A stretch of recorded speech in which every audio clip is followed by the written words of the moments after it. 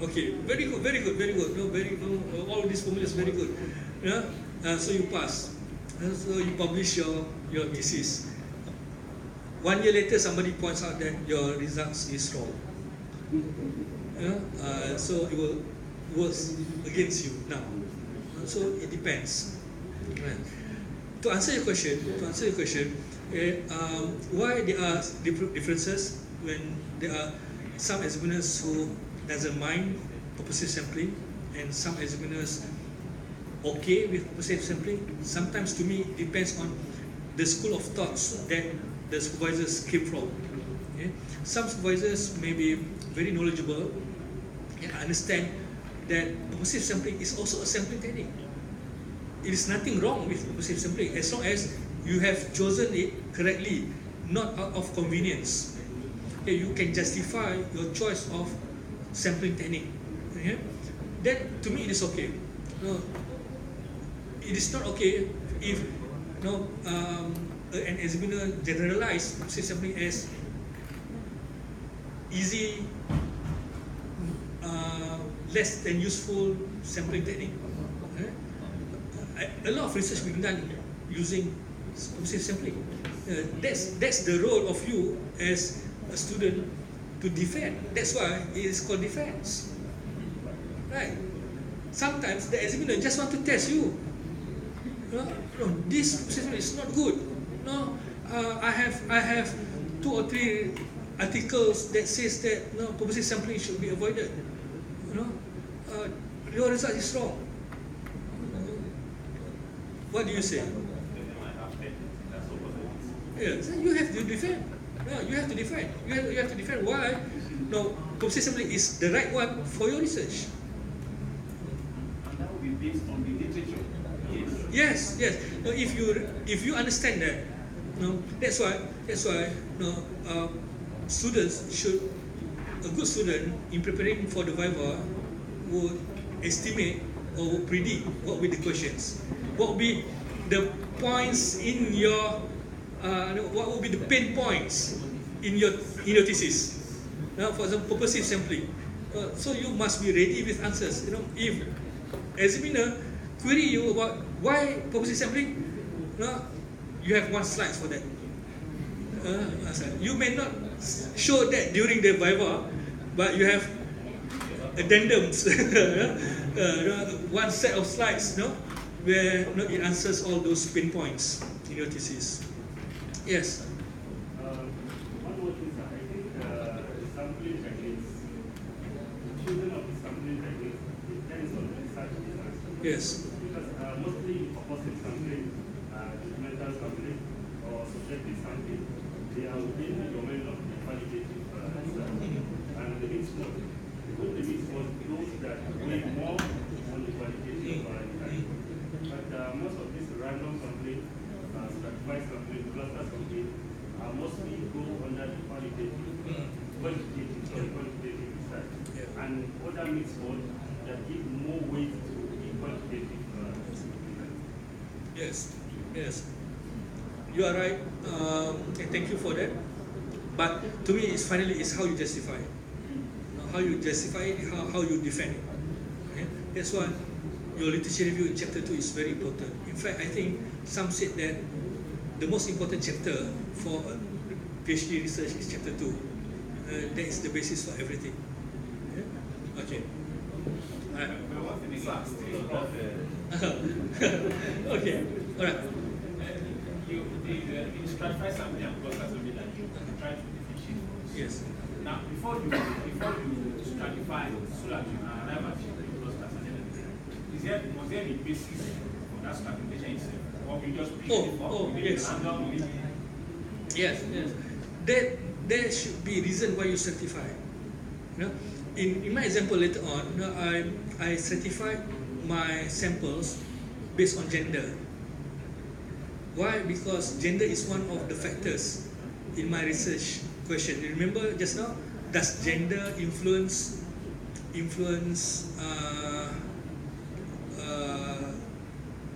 mode selection, transport mode selection? Okay, so I want the answer to be the answers between male and female to be correctly represented.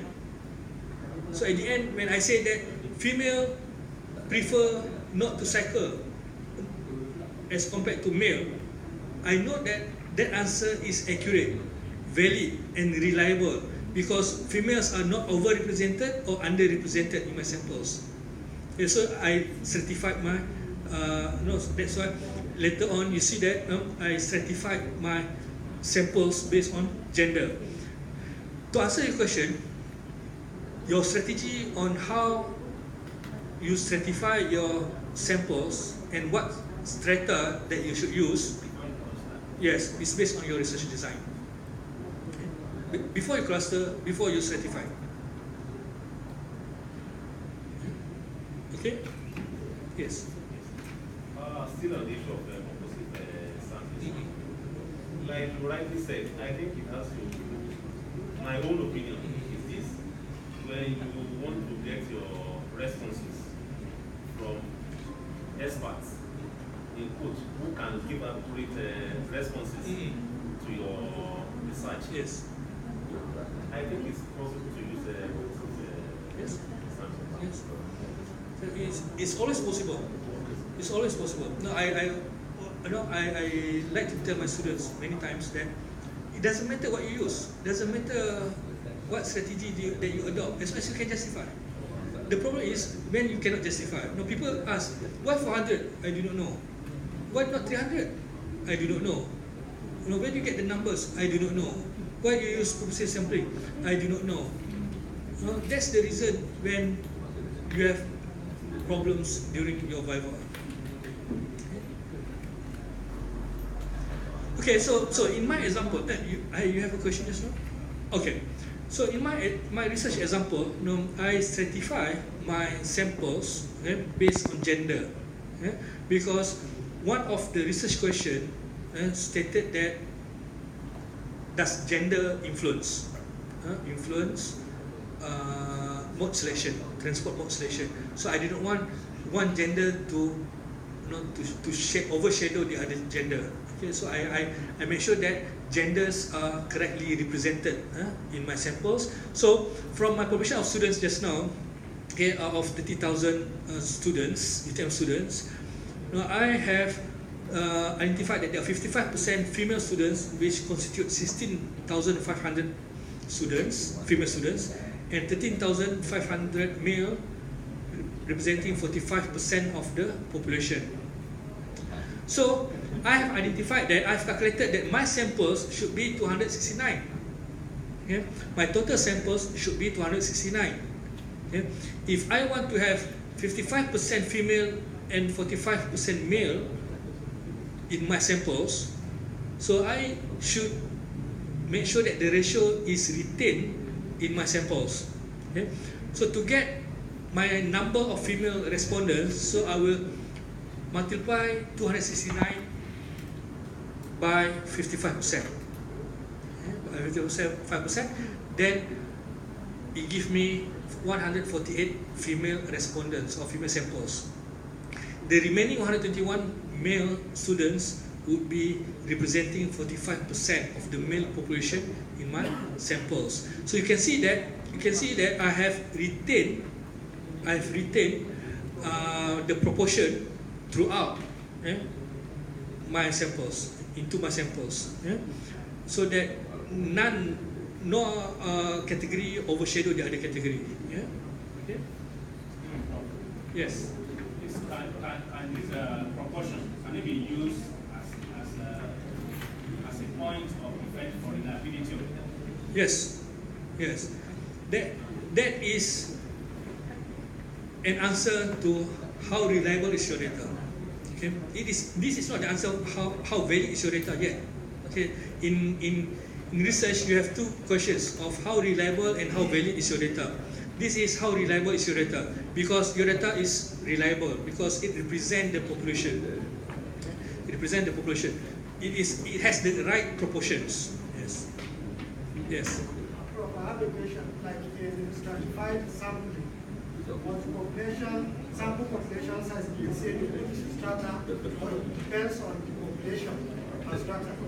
It depends on the population. Per strata. Yes, that's right. Yes. like in my population of 30,000 students, okay, I stratify my population based on gender. Okay, so I have 55 to 45% ratio of female to male. Okay, female to male. I need to have that same proportion in my sample as well. Okay. Now I have identified that I need to have 269 samples, out of which 148 should be female, 121 should be male respondents. So which 148 and which 121 female and male students respectively should I select? Okay. So in order for you to randomly select your samples, okay, you need to have a sampling frame. Okay, you need to have a sampling frame.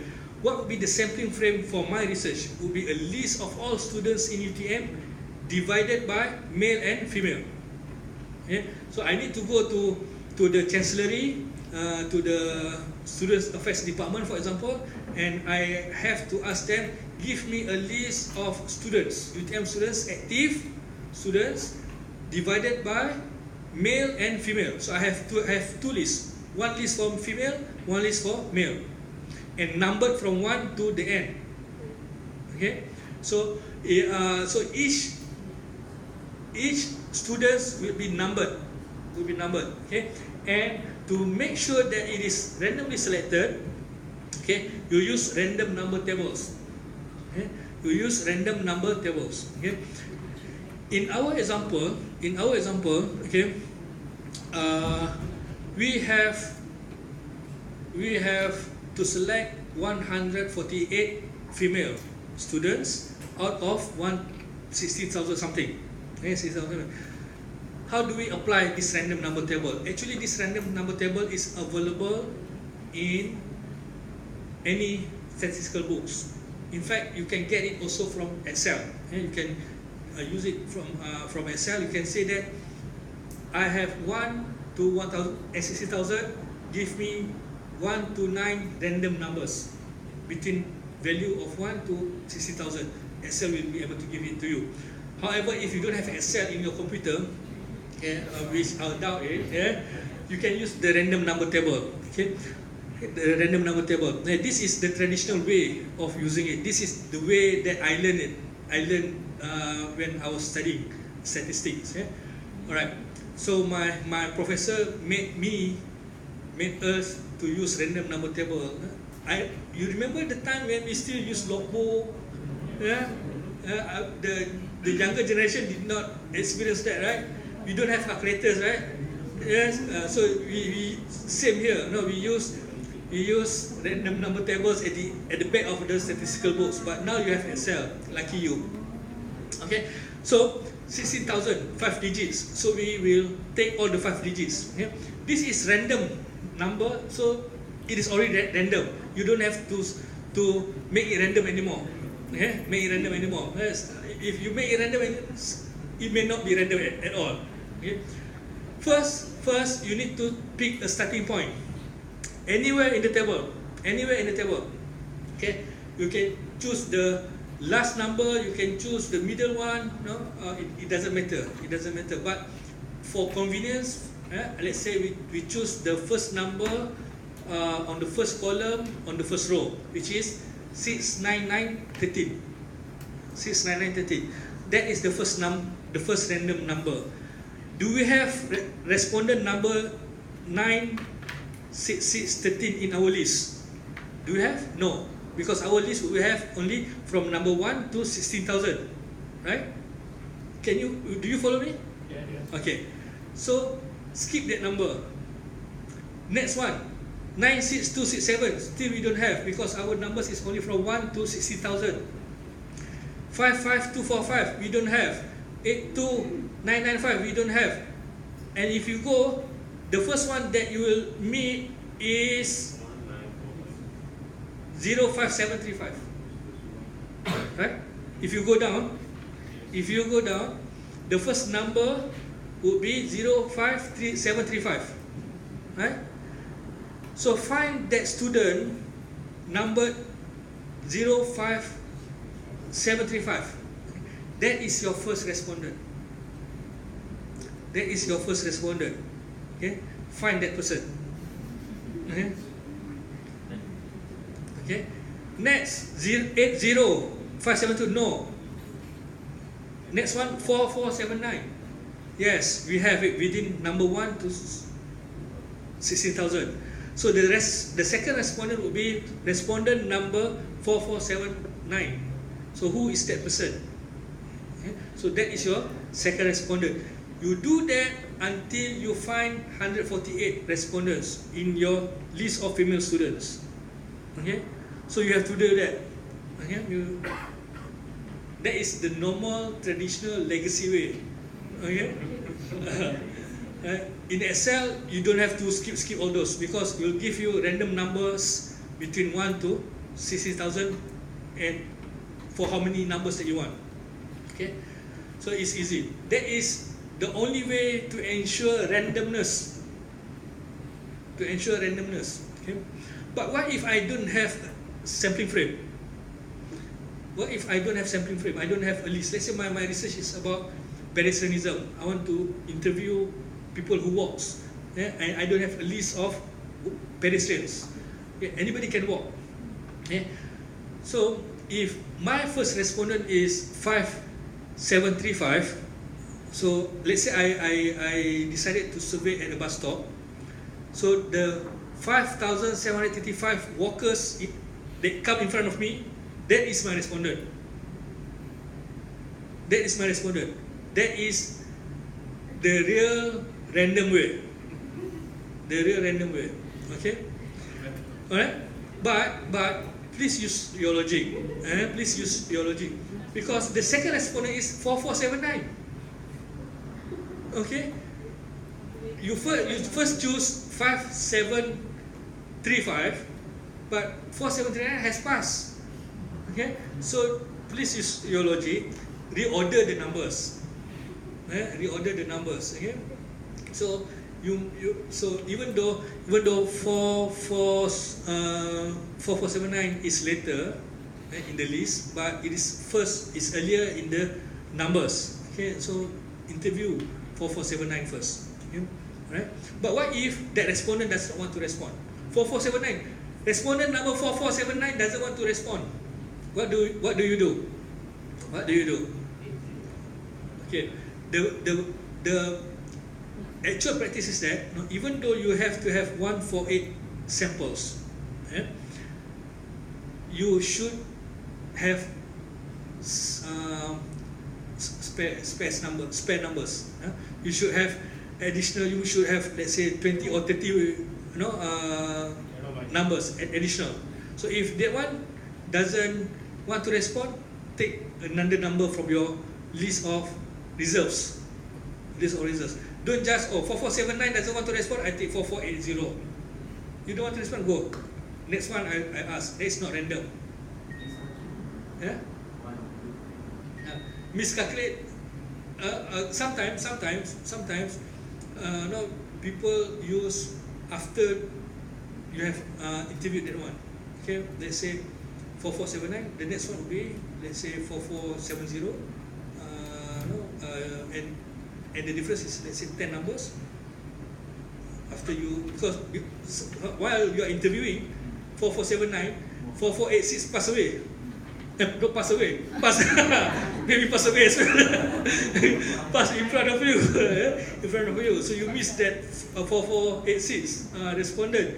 Okay. So, but you know that 4479 and 4486 is a difference of 7 numbers. So after you have completed your interview with respondent number 4479, let 7 walkers pass by. That 7th is your 4486.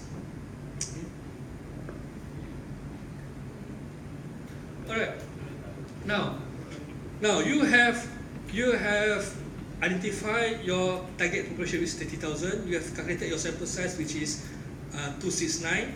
You have also stratified your samples. You have also identified who will be your samples. Now you have a list and you have already identified. You have already identified, and it's a matter of you go to that person, and find that person and ask the questions. But what question should I ask? What question should I ask? I have seen students, not just students, even other researchers who ask more than what they needed. Yeah? Based from research questions, your questions may be very small, but you ask additional questions that are not relevant or not required in your research. Okay, that makes your questionnaires thick. Yeah? Instead of having just one page of questionnaire, you have 4 pages, double-sided, single spacing, 10 font size, with 235 questions. No? Because you think that 10 is not enough. 10 is not. It's not enough for me. I have to ask more, or maybe for other research. That is not a good practice, because put yourself as potential respondent. If you were given a questionnaire with 1 page, only printed one-sided, and having only 6 questions, as opposed to having 4 pages of questionnaires, double spacing, single spacing, double-sided, 10 font size, which one would you prefer to answer? And sikit punya kan, the shorter one, right? The shorter one. And when they ask the shorter one, they are more willing to consider the answer. You get more accurate answer. If you have 4 pages, okay, the amount of thinking you put into answering will be very less. They just tick, because they just want a pen as souvenir later on. Okay, okay, all right. So, what are the questions to be answered, to be asked? Okay, again, based on the research questions. From my research questions, I have questions number 1. What are the model split among UTM students? It means that I have to know what mode that they use to come to UTM. Okay? That is research question number 1. Research question number 2, I need to know gender and mode selection. Okay? Gender and mode selection. Mode selection is already asked in question number 1. Okay? It's already a variable in question number 1, because you have already determined that you wanted to know the mode that they use coming to UTM. So in question number 2, the only new variable is gender. Okay? In research question 2B, does place of stay influence transport mode selection? Transport mode selection is the same one in question 2A and is the same one in question 1. So the only new variable is place of stay. Where do the students stay? Okay. And question number 3, what are the opinion of UTM students on cycling? Okay, so there may be a series of questions on their opinion about cycling in UTM. So if this is your research problem and these are your research questions, so this is the only questions that you need to ask. These are the only questions that you need to ask. One is gender, okay, because gender is required in question 2A. Place of stay, because place of stay is required in question 2B. Main transport mode, okay, the mode that they use or they select to come to UTM, okay, that is required in question number 1, and that is also used in 2A and 2B. Okay? And your opinion on cycling in campus, so you may have few statements that you want to see or you want to get their opinion, and this one, maybe I have 3, and this is us using a Likert scale of 5, 5-point Likert scale. So these are all the questions that you need, to answer the questions. Okay? So why in the world you ask the marital status of the student? Yeah? Why on the earth they ask the age of the student? Do you need? Do you want to use it? You ask yourself. Okay? Okay, these are the only one. Sometimes you may want to ask that question because you want to describe your population. You want to explain the demography of your respondent so that people understand who are your respondent. Okay, the characteristics of your respondent. That is understood. Okay? That is understood. But not too many. Okay? Not too many. Not those that are unnecessary at all. Okay, unnecessary at all. But what is most important, you have to make sure that at least these are in your questionnaire. Okay? And I have seen people who have completed their research, have done the analysis, key into SPSS, came to see me and ask my help to assist him in getting the data to answer the research question. I said no, you cannot do that anymore. You either have a new research problem or you revise your research objective and you restate your research questions. Because it's impossible for you to answer your research question without data that you have collected. So that is your checklist. Okay. I don't care whether you want to increase this from 1 page to 10 page. I don't care. It's your research problem. But I would be very disappointed for you, not for me. For you, if none of these or at least one of these are not in your questionnaire, because then you will not be able to answer your research questions. Okay, so you know what would be the least questions that you must ask. Additional is up to you, okay, and your supervisor. Okay.